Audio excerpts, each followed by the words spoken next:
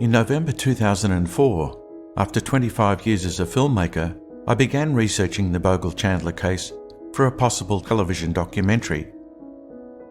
I was interested in exploring the case's extraordinary impact on the media, policing and society. But I had no ambition of finding a solution to the mystery.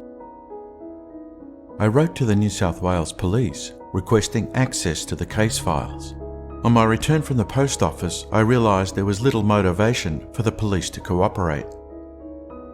But 20 minutes later, I had a thought.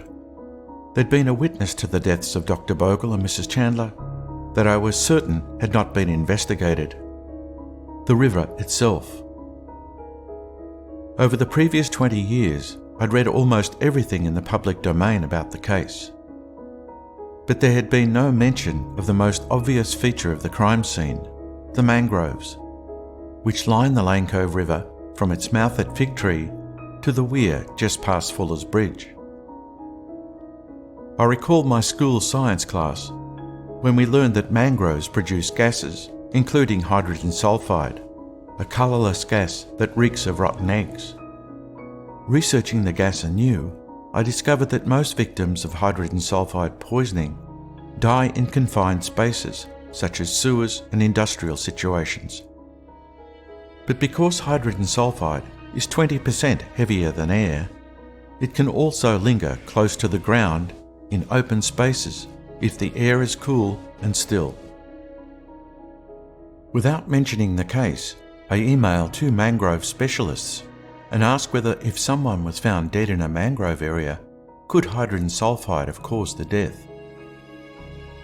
Both agreed it was possible if the air was still, it was early in the morning, and the victim was in a depression.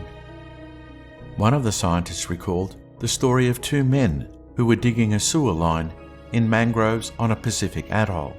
They had disturbed a pocket of gas and were asphyxiated. There are aspects of both opinions that fitted the Bogle Chandler case, but I wasn't convinced that in normal circumstances mangroves were killers, even if a person was to lie down amongst them. I was soon able to rule out my mangrove theory when I learned about the fate of the Lane Cove River itself. Well, it's a very interesting history, of course, and I think it's one that's forgotten today. I contacted environmental historian Lynn McLaughlin, who had researched the river's past. In particular periods, it was the main way people got in and out of the area, both for industry and produce.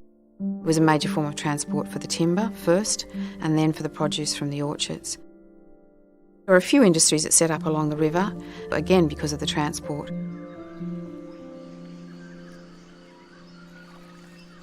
Perhaps the most delightful use of the river was for picnicking. There was a period in the 20s, 30s, even earlier, turn of the century, 1900, when the river was a major site for picnicking and people would hire rowboats and row up the river. And the stories and accounts that from the period of the state of the river at that time are just wonderful. I mean, they talked about it as a veritable fairyland. The wildflowers were magnificent. There were people who made a living along the river from selling strawberries and cream or hot water to the picnickers as they came along. And the pictures painted in the newspaper accounts at the time of a trip up the Lane Cove River were really quite delightful. But by the mid-1930s, the industrialised lower half of the river began to fall out of favour. In 1937, a Rockdale alderman warned the Boy Scouts Association that the Lane Cove River was a dangerous place to hold its upcoming jamboree. The river is not healthy, he told the newspaper. A child's death has been attributed to the condition of the river, and there are many dead dogs and cats in it. The Scout Jamboree went ahead regardless and resulted in 2 fatalities. The first, a teenager who collapsed and died in a portable kitchen beside the river. 2 days later, another scout complained of feeling ill just before entering the water for a swim. His body was later found floating downstream. Following the second death, the river was closed to swimmers.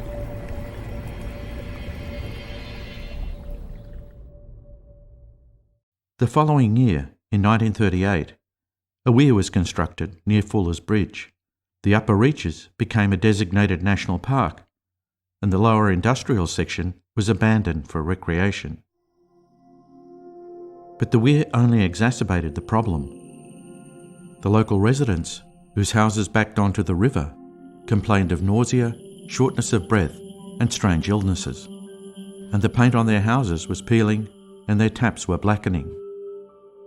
These problems were associated with a terrible odour, which engulfed the entire neighbourhood. What happened was there were outbreaks of a dinoflagellate organism called Glanodium, which is a red algae. When those outbreaks came, they were accompanied by a major pollution incident in the river. There were 13 of them from 1938 through to 1948, which have been described as blanketing of the area around the river. This is downstream of the weir, with massive rotten egg gas smell, which was most unpleasant, of course.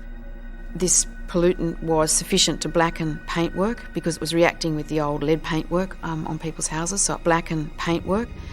And the river itself went through these amazing phases of change where first the river would be a sort of a dark red chocolate brown colour, I think described as being like thin tomato soup. It would then turn white, then black, green, then black. These amazing rainbow of colours before it came back to normal, and this might take a period of about 3 months. Lynn McLaughlin suggested I search out a file at the Lane Cove Library which contained correspondence between furious Riverside residents and the local council. Between May and October in 1939, the residents complained that the river was discoloured and smelt of rotten eggs.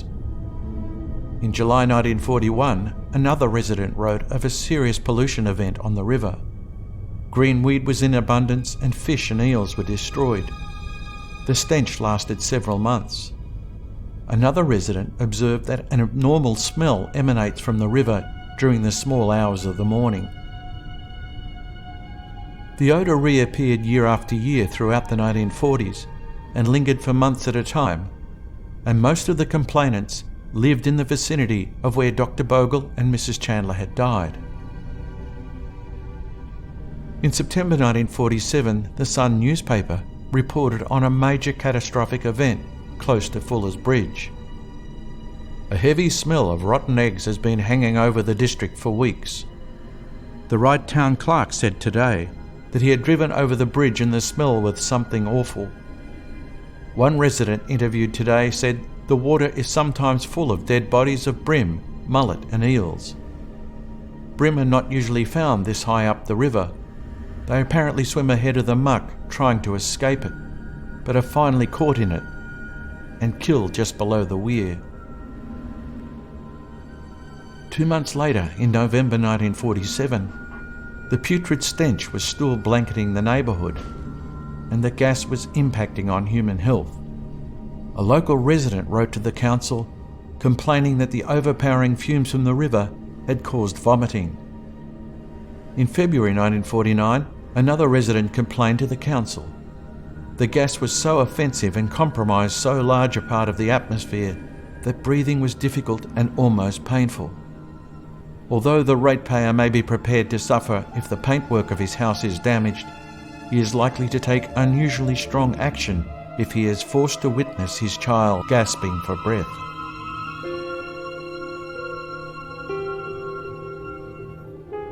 Lane Cove Council and Willoughby Council and Ryde Council and the Health Commission developed very thick files of complaints from local people. They obviously wrote to anyone they could trying to get something done about it. Finally, following 10 years of complaints, the Lane Cove Town Hall wrote to the New South Wales State Government. The stench is causing sickness amongst the residents. Unless some solution to the trouble can be found and remedial measures taken, a valuable residential section of the municipality will be absolutely ruined.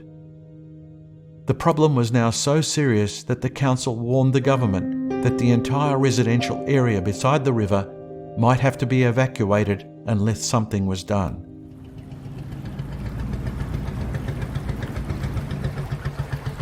There was a very obnoxious smell, and it penetrated for a long way.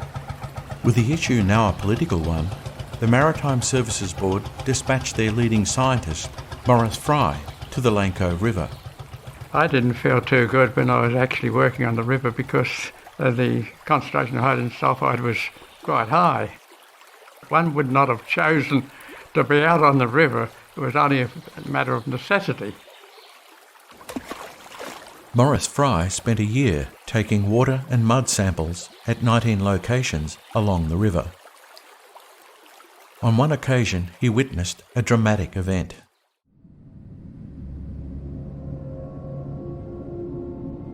The intensity of the hydrogen sulphide increases, and eventually the production is so violent on the bottom that the bottom explodes. The reason for the word explodes is that on the surface you could see the mud on the surface water, and it was in motion. It was kind of going round and round, and it contained bottom worms and anaerobic organisms, and it was quite black. Maurice Fry found that the culprit was a flour and starch mill downstream that had been pumping sulphurous waste into the river since the 1890s, as much as 1 billion litres a year. The construction of the weir exacerbated the problem and prevented the natural flushing of the river. The incoming tide would transport the sulphur upstream towards the weir and deposit the waste on the way.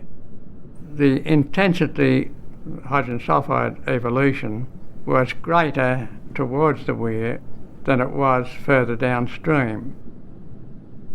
Fry deduced that an exponential increase in the number of sulphur-loving microorganisms, called dinoflagellates, tipped the balance. They were a trigger that set off an evolution of hydrogen sulphide, which led to the major pollution episodes. These events had catastrophic consequences for both the nearby neighbourhoods and the life in the river. There was one particular instance in the 1950s of 500,000 eels and 5 million fish, all struggling for air in the river towards the weir, and it resulted in a massive kill of those eels and fish. Maurice Fry's findings did have an impact. The waste from the flour and starch mill was diverted into the sewer line that ran across the bed of the river. Unfortunately, every time it rained, the sewer pipe's pressure valve opened and released the sulphurous waste and raw sewage into the river.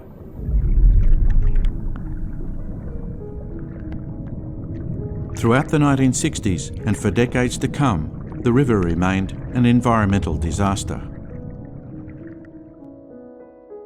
The area of the river with the highest saturation of hydrogen sulphide in the bottom muds was within 400 metres of the weir, to a maximum depth of 0.5 metre.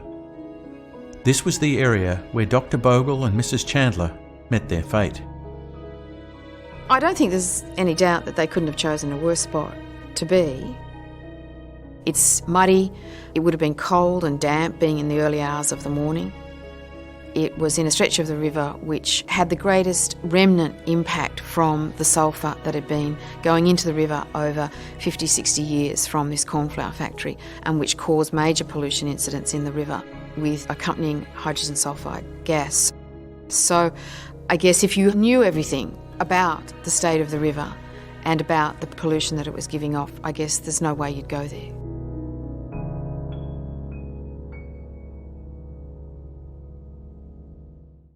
In response to my letter to the police, I received a call from the head of the Unsolved Crimes Unit.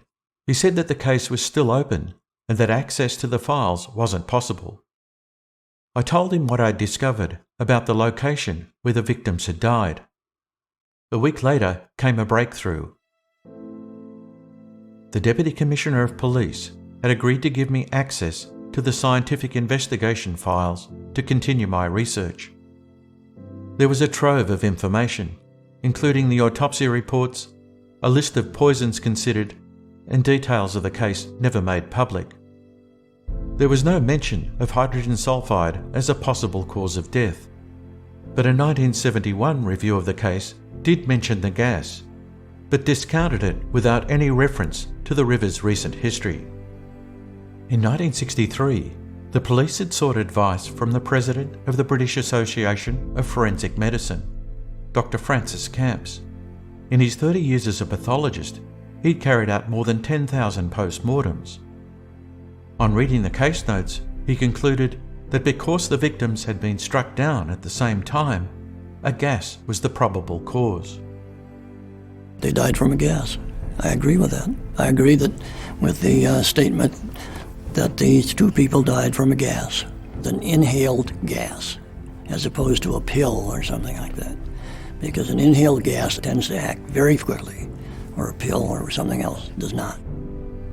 In 2005, I contacted Tom Milby, MD, a world-renowned expert on hydrogen sulfide poisoning, who resided in California.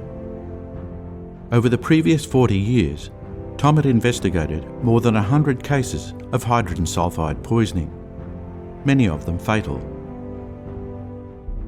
I read those two autopsy reports carefully, and I saw nothing in either report that would, in my opinion, exclude the possibility of hydrogen sulfide as being the culprit that killed them. Many gases are deadly, especially cyanide gas, which has been used in executions. But in Tom Milby's opinion, hydrogen sulfide gas is a master of deceit.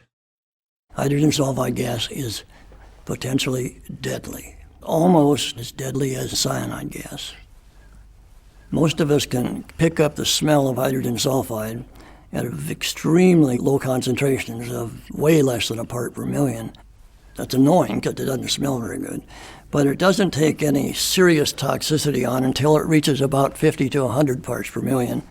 Once it gets up to about 150 parts per million, which is not very high, almost immediately it anesthetizes the nerves we have on our nose that are responsible for picking up odors, so you don't smell it. But if it gets much higher than that, and if it gets into the 200 or 300 parts per million, then it begins to take an effect on the brain. At about 750 parts per million, you're in danger of dying within a few minutes, and most people do. If it's much higher than that, the sledgehammer effect comes and you fall down completely. Tom Milby was so intrigued by the case, he flew to Sydney at his own expense. I took him to the riverside location where the victims had died. We located the exact spot where Dr. Bogle's body was found on the riverbank. We then ventured down to the exposed riverbed, where a scientific detective had photographed items of the victim's clothing, shoes, underpants, and a belt. The fact that the clothing was laid out in an orderly way would indicate to me that they were laying right there in that area. A soft carpet of she-oak needles covered the ground, and a tangle of mangroves provided privacy and shelter from the elements. This meter-deep, bowl-shaped depression is the area where the couple lay down. And on the other side of me is a heavy growth of mangrove plants. Hydrogen sulfide gas, which is slightly heavier than air, can accumulate in areas like this. And there's a long record of it doing so in other parts of the world. And in the early morning, before the sun comes up, before the breezes begin, the hydrogen sulfide would sit silently and invisibly in this bowl. And this would be the last place in the world where anyone would want to lie down on the ground. Marks on the mudflats and the riverbank wall suggest they both urgently scrambled away from the location as if desperate for air. I think that they would have realized pretty fast that something was wrong. They would become disoriented. They would try to get out and stumble backwards, and they can do all sorts of things that you can conceive of someone who is semi-unconscious, actually. If the concentration is high enough of hydrogen sulfide in the atmosphere, when it gets into the blood, it immediately shuts off the ability of the brain to use oxygen, even though there's plenty of oxygen around. It's like putting a plastic bag over the brain.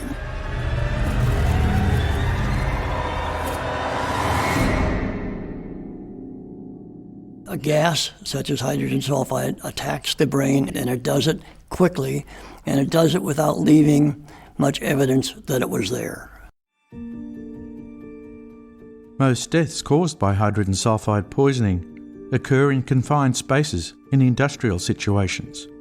But fatalities also occur in the open, on farms and in natural environments, such as volcanic areas and the mud pools at Rotorua in New Zealand. Because the human nose can't detect high concentrations of the gas, it can also overcome rescuers, and they don't often realise its presence until they walk away from the source. But in some locations, the gas quickly dissipates and leaves investigators scratching their heads. To make a diagnosis of hydrogen sulfide poisoning is usually easy because usually you know where it came from. That it came from somebody who was exposed in an occupational setting and 2 or 3 other people who were around were exposed to it as well. But once in a while, when you come upon a case in an unusual situation, then sometimes it's very difficult to diagnose, except through circumstantial evidence. At autopsy, hydrogen sulfide poisoning is almost impossible to identify, but there are exceptions. Tom Milby sent me an intriguing case report of a 34-year-old man who died in a drainage ditch outside a processing plant that produced fertiliser. The pathologist made an unexpected discovery when he dissected the victim's brain. The brain was actually purplish, and it was a known case of hydrogen sulfide poisoning, a case generally known as the purple brain death. When I first interviewed the chief toxicologist, Vivian Marnie, he admitted to finding something odd about the blood of both victims. Something he had never seen before. When the 2 bloods came in with the rest of the organs, I immediately looked at them and I said to myself, well, they've got a purple coloration. I always thought that was significant, that both bloods had a purplish coloration. Well, that to me indicated that they'd both died the same way. I couldn't see that it was too much of a coincidence, even if they had different blood groups. Viv Marnie had seen blood of various hues, and these were often related to a gas. I've done a lot of cases of where bloods have been discoloured, but I've always had prior knowledge of what's caused that coloration. For instance, carbon monoxide poisoning, that's probably the most common that I've handled. Deaths from carbon monoxide poisoning are often related to motor vehicle exhaust or home heating and cooking equipment, and fatalities are easily identifiable. Carbon monoxide turns the blood a cherry red because it forms a compound with the hemoglobin. But in his decade-long experience, Vivian Marnie had never seen a purple discoloration of the blood. I gave a lot of time after hours at the Mitchell Library. I wasn't successful in pinpointing anything. I tried to even develop a method to analyse blood because there was no method available at the time. The purple blood was an extraordinary revelation, and possibly the missing piece of evidence that could finally resolve the Bogle Chandler case. 4 decades on, do you think that strange coloration could have a significance? It must be significant because if it's happened due to something that's either being consumed, inhaled, absorbed, I mean, if you see something that's not usual there and you find 2 people dead on the banks of a river, it's just not natural, and if it's not natural, it's only logical that it could be responsible for their deaths.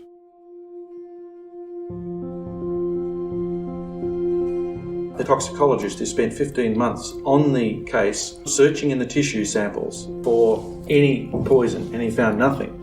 The only indication that there was something strange was the colour of the blood in both victims was a purple coloration. What does that say to you? Hydrogen sulfide does cause a greenish to purplish color to the blood occasionally and to the tissue sometimes, not all the time.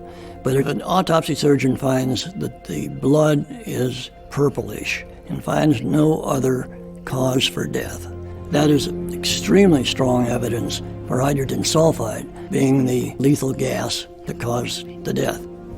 I don't know of any other substance that produces a purplish color in the blood. It is a fingerprint that identifies hydrogen sulfide. But what evidence is there that hydrogen sulfide was present in the atmosphere on New Year's morning, 1963? There were numerous cars parked beside the river at 4:30 a.m. when the victims arrived. Many of the occupants contacted the police, including Lindsay Mitchell. I had been to a New Year's Eve party, and when the party ended, I decided to go to Manly and sleep on the beach and spend New Year's Day at Manly. By the time we got to the Lane Cove River, we were too tired to continue. We were falling asleep, so we turned in and parked near the Fuller's Bridge on the banks of the Lane Cove River.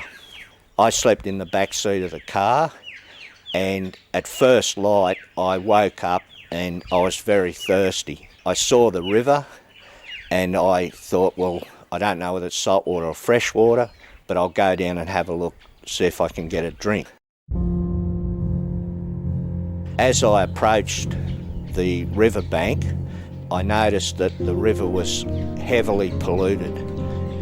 It stank. The water absolutely stank. It was stagnant, it was putrid, and there were dead fish floating belly up on the surface of the water. And I thought, there's no way I'm drinking that water. So I turned around and went back to the car. It was not the smell of a rotting animal carcass.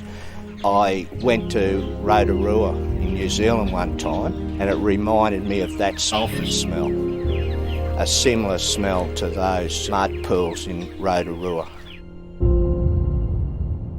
Later that day, Derek Foster and his family stopped at the Lane Cove River.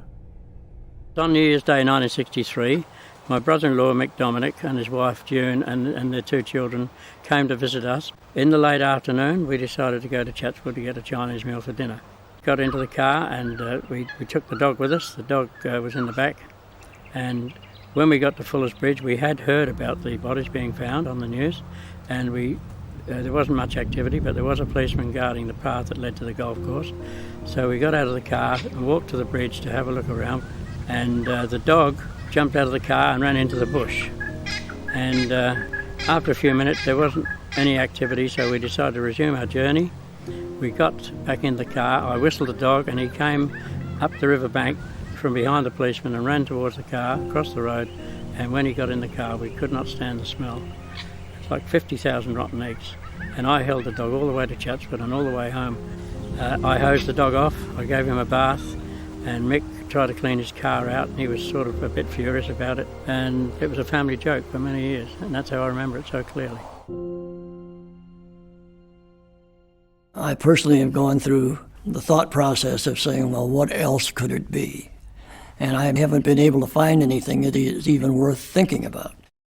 Tom Milby MD had 25 years' experience in the fields of medical toxicology and forensic medicine, and specialised in fatalities caused by toxic gases. 40 or 50 years ago, many rivers were considered nothing more than sewers, a way of getting rid of industrial waste. And of course we know about exploding gases and from other parts of the world. Gases that build up and all of a sudden reach a place where they explode. We see that rather commonly. And this is just a case where hydrogen sulfide was that gas. So I think the probabilities are extremely high that it was hydrogen sulfide gas, and this was just a very unfortunate pair, that they happened to be there at exactly the wrong time.